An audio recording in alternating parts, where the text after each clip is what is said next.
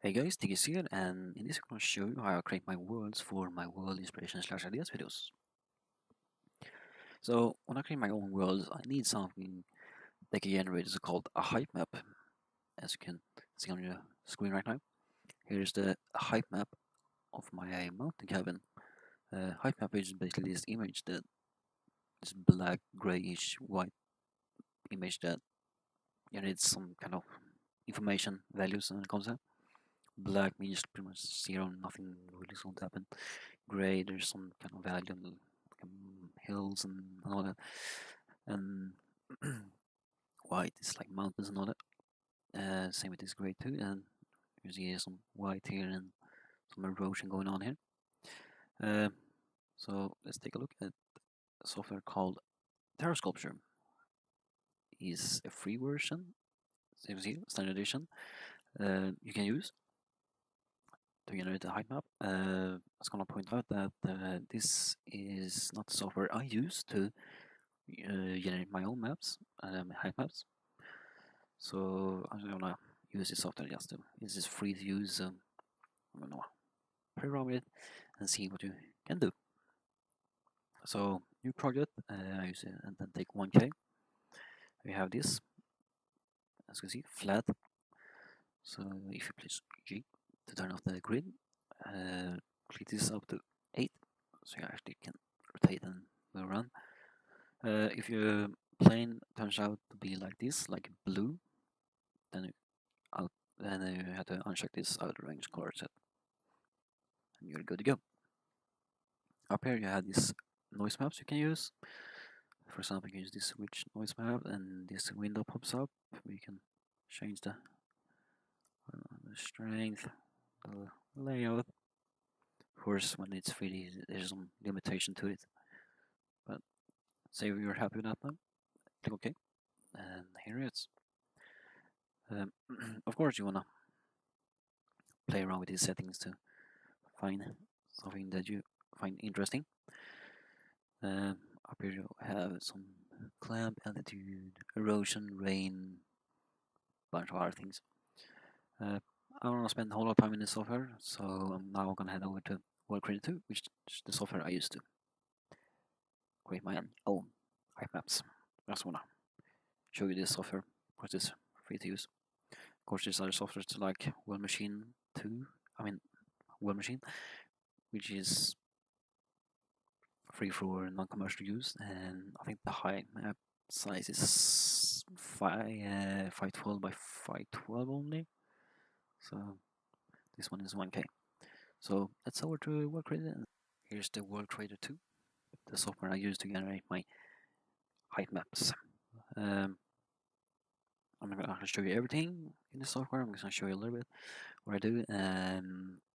It's real time too, which is awesome. Like that, this program is really awesome. You can do a lot of things in it. Quite expensive. Not probably the best option to only use it for Minecraft. But yeah, of course you can use it for Unity and Unreal Engine and all that. The support. So I think we can even export it as like OBJ object to perhaps print it out if you want to do that. But let's take a look at these few things, and this is the first step I do before I export it to World Painter, which I'm going to show you after this.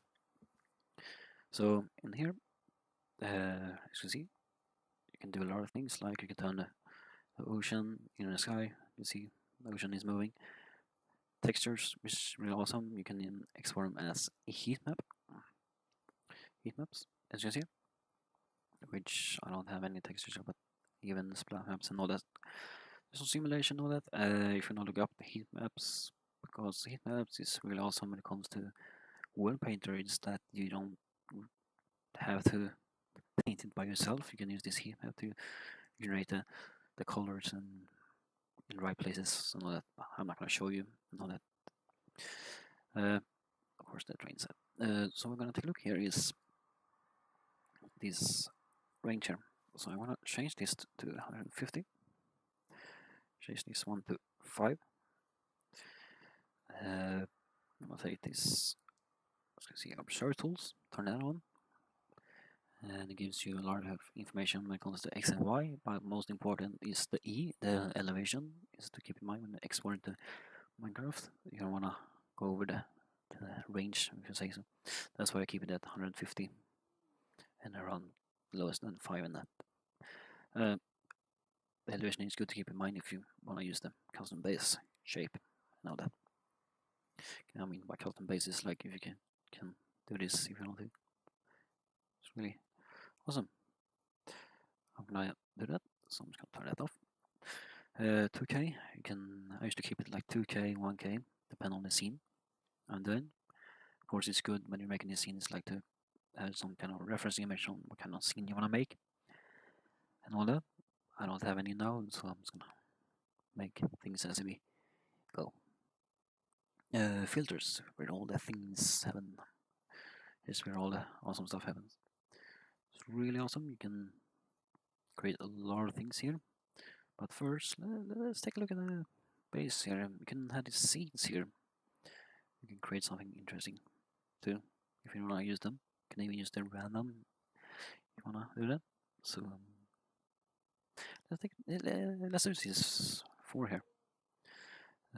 Let's go into filters, design path. No, shape. Let's use the shape. Add shape. See, it creates it right there. Edit shape.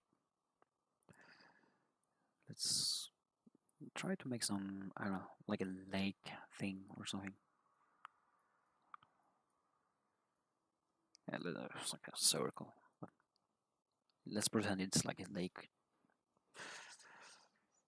Can you still just level steps? And some smoothness.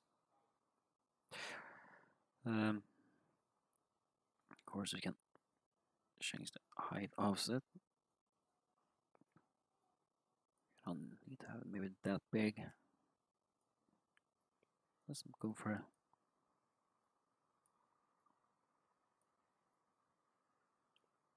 smaller pipe. So let's see here. We can have this interesting toggle mannequin. If you place him up here, it's good to use him as kind of a point, so you can see the size of the landscape, if you want to call it. So there's 39 up here, there's 70 up here. So if we can turn it up a little bit, maybe around there. Of course, you want to play around with this, spend more time doing it. Let's see what else we can add. We can add some ridges maybe. Go in here. Now it's kind of flat here. Of course, you spend more time and add a lot more interesting. Almost look like a crater. What else? Some erosions maybe.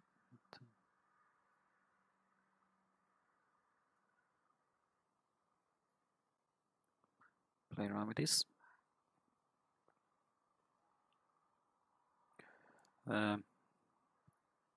But yeah, let's add a new layer. One thing I want to show you in this one is really interesting. In these terraces here, we have a filter called Minecraft. Basically doing what it says it's doing. Creates this interesting Minecraft-looking world, as you see here. So, as you see, it looks interesting. So, say for example you're happy with this one.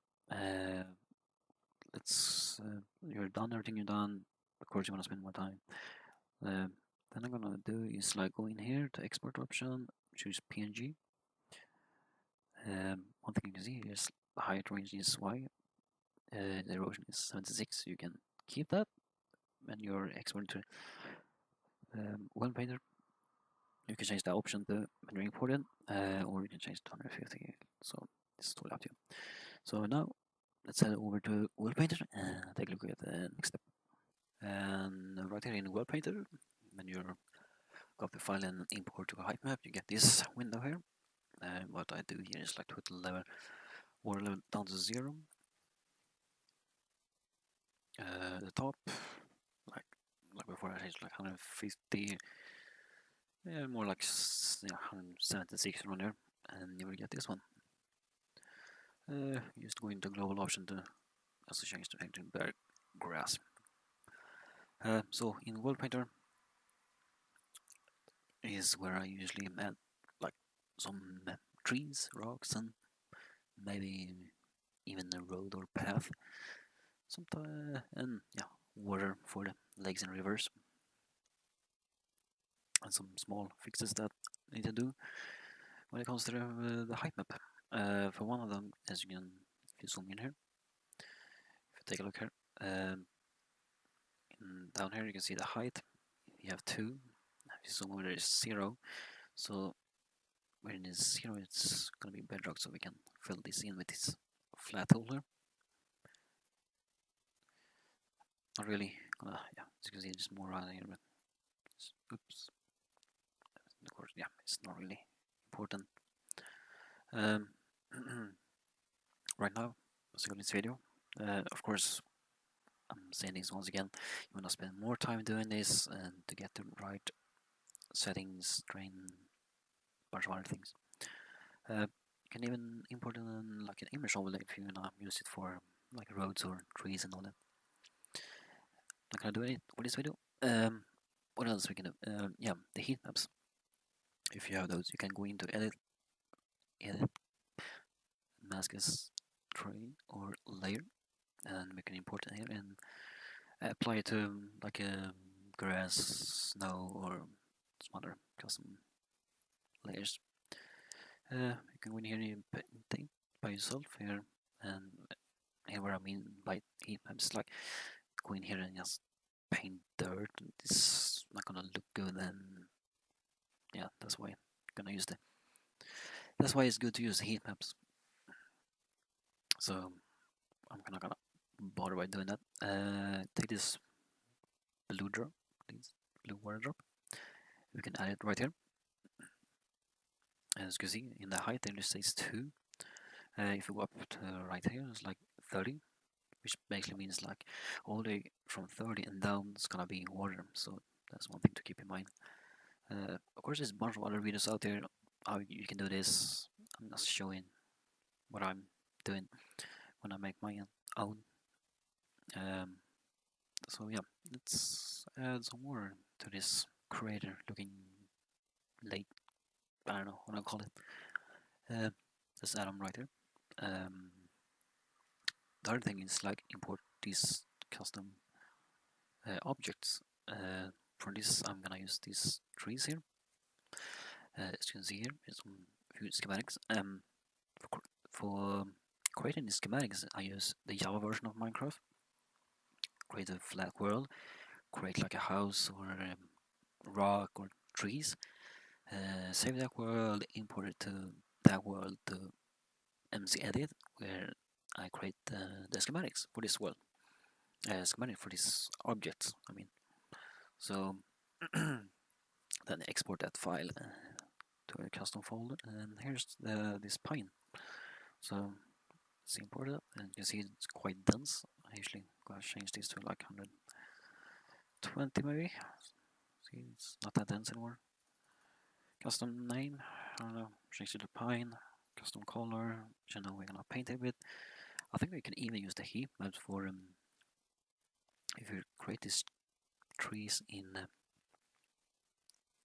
Google Creator and get the heat maps from those trees maybe, and import it to World Painter. I haven't tried it though, so maybe it could be something interesting to try. So when you're done that, click OK. Use this painted tool here, and then you can start painting. So where everything is red is gonna be the trees. Of course, there's some making custom brushes too if you want to use that. Of course, this is probably not the best way of doing this, but I'm doing it just for the sake of this video. Of course, you wanna spend, or I usually say, more time doing this to get something more interesting.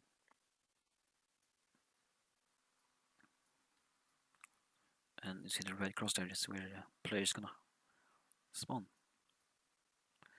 So if you just add some trees right here, like so, I think maybe we can even try to use some. Okay, I can use this like fill with some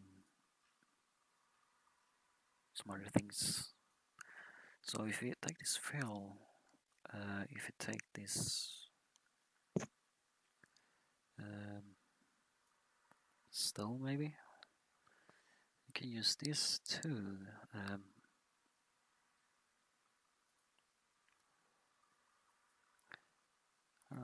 Let's try 45 degrees. You can see it gets some rocks around there. I mean, there's a lot of things you can do in this program. It's free to use, and also you don't really need to use World Creator to. You can even use this program too. And there's a bunch of other videos out there too how you can do this. Say for example, you are happy with this, you've done everything done, then it's just exporting that world to the Java version of Minecraft, and let's take a look how it looks in the Java version. So here we are in the Java version of Minecraft. I'm gonna play single player and choose the height map we just exported. Here we can see here's the world. So this looking lake crater looking, I don't know what to call it. Say for example you're happy with this one, then yeah, you're good to go. You have it in the Java version, but what if you want to convert this to the Pocket Edition version?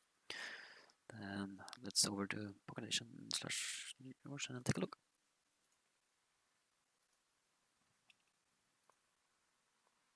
So here we are in the Windows 10 version. What I'm gonna do is create new world, call it like, I don't know, lake or something. It doesn't really matter that much.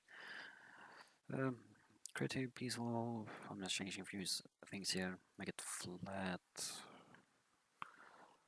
No visual mouse spawning. Motorcycle. Great.